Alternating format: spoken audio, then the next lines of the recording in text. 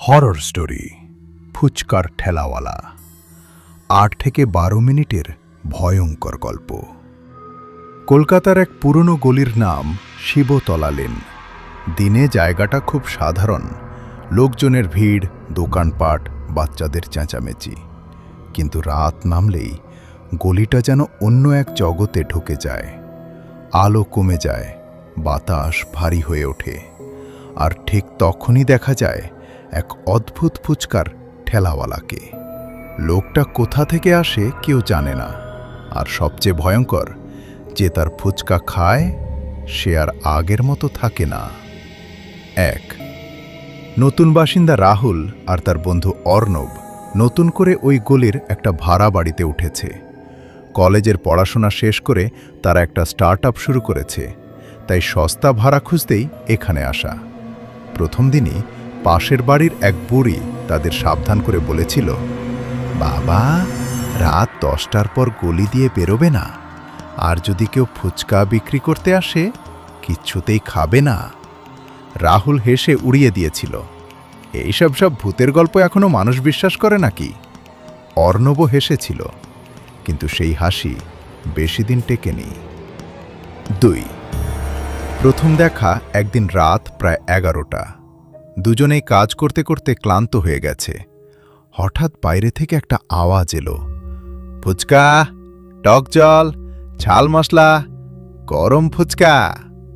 রাহুল অবাক হয়ে বলল, এই সময়ও ফুচকা? চল খেয়ে আসি। অর্ণব একটু ইতস্তত করলেও শেষে রাজি হয়ে গেল। গলির কোনায় গিয়ে তারা দেখল একটা পুরনো মরচে ধরা ঠেলা, তার ওপর ফুচকার হাড়ি, আর পাশে দাঁড়িয়ে আছে এক অদ্ভুত লোক।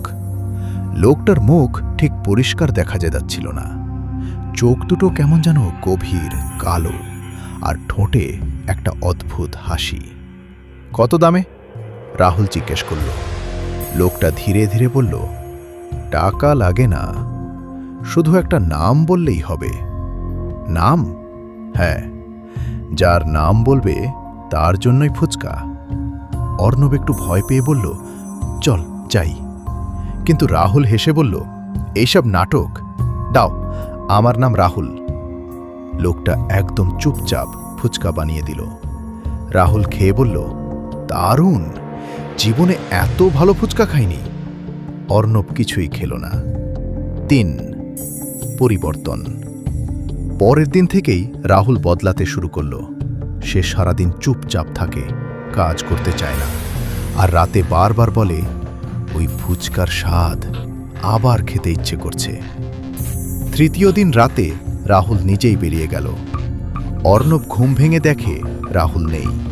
সে দৌড়ে বাইরে গিয়ে দেখে গলির শেষে আবার সেই ঠেলাওয়ালা দাঁড়িয়ে, আর রাহুল তার সামনে দাঁড়িয়ে আছে মাথা নিচু করে। লোকটা বলছে, আজ কাকে চাই? রাহুল ধীরে ধীরে বলল, অর্ণব। অর্ণবের বুক কেঁপে উঠল। ৪ ভয়ঙ্কর সত্য। অর্ণব দৌড়ে বাড়ি ফিরে এলো। পরদিন সকালে পাশের বুড়ির কাছে সব বলল। বুড়ি দীর্ঘশ্বাস ফেলে বলল, অনেক বছর আগে ওই গলিতে এক ফুচকাওয়ালা ছিল। সে খুব ভালো মানুষ ছিল, কিন্তু একদিন কিছু লোক তাকে মেরে ফেলে টাকা ছিনিয়ে নেয়। মরার আগে সে অভিশাপ দিয়ে যায়, যে আমার ফুচকা খাবে সে আর নিজের থাকবে না, সে আমার হয়ে যাবে। তারপর? অর্ণব কাঁপা গলায় জিজ্ঞেস করল।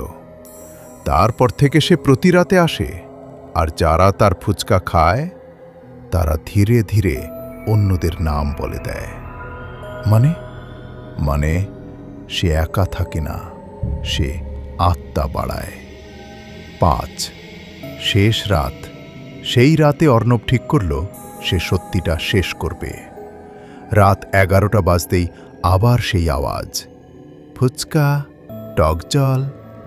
অর্ণব বাইরে বেরোল। ঠেলাওয়ালা তাকে দেখে হেসে বলল, আজ তুমি এসেছ? অর্ণব সাহস করে বলল, আমার নাম অর্ণব। লোকটা ফুচকা বানাতে লাগল, কিন্তু এবার অর্ণব খাওয়ার আগে জিজ্ঞেস করল, যদি আমি কারো নাম না বলি? লোকটা ধীরে ধীরে মাথা তুলল। তার চোখ এবার স্পষ্ট দেখা গেল, পুরো কালো, ভিতরে যেন কোনো আলো নেই। তাহলে তুমি আমারই হবে। অর্ণব ফুচকাটা মাটিতে ফেলে দিল। কিছুই খাবো না। হঠাৎ চারপাশের বাতাস ঠান্ডা হয়ে গেল। গলির আলো নিভে গেল। ঠেলাওয়ালার মুখ বিকৃত হয়ে গেল। তাহলে তোমাকেই নিতে হবে। হঠাৎ রাহুল পিছন থেকে এসে অর্ণবকে ধরে ফেলল। তার চোখও একই রকম কালো। ওর নাম বল, না হলে তুইও শেষ। রাহুল ফিসফিস করে বলল। অর্ণব বুঝল এখান থেকে বেরোনোর একটাই রাস্তা। সে চিৎকার করে বলল, তোর নিজের নাম বল। ঠেলাওয়ালা থমকে গেল। কি বললি? তোর নাম? তুই তো নিজের নাম বলিসনি কখনো। ঠেলাওয়ালার মুখে যন্ত্রণা ফুটে উঠল। সে কাঁপতে লাগল। আমি আমি ভুলে গেছি। তাহলে তুই কিছুই না, অর্ণব চিৎকার করল। হঠাৎ এক ভয়ঙ্কর চিৎকার করে ঠেলাওয়ালা ধীরে ধীরে ধোঁয়ার মতো মিলিয়ে গেল। রাহুল মাটিতে পড়ে গেল অজ্ঞান। 6. পরিণতি। পরদিন সকালে সব স্বাভাবিক হয়ে গেল। রাহুল জ্ঞান ফিরে পেল, কিন্তু সে কিছুই মনে করতে পারল না। গলির লোকজন বলল, আজ অনেক বছর পর ওই ফুচকার আওয়াজ শোনা যায়নি। অর্ণব ভেবেছিল সব শেষ, কিন্তু সেদিন রাতেই দূরে কোথাও থেকে আবার ভেসে এলো ফুচকা, টক জল। অর্ণব জানলার বাইরে তাকালো। গলির শেষে আবার একটা ঠেলা, আর এবার তার পাশে দাঁড়িয়ে আছে রাহুল। তার চোখ পুরো কালো, আর ঠোঁটে সেই একই হাসি। শেষ নাকি শুরু?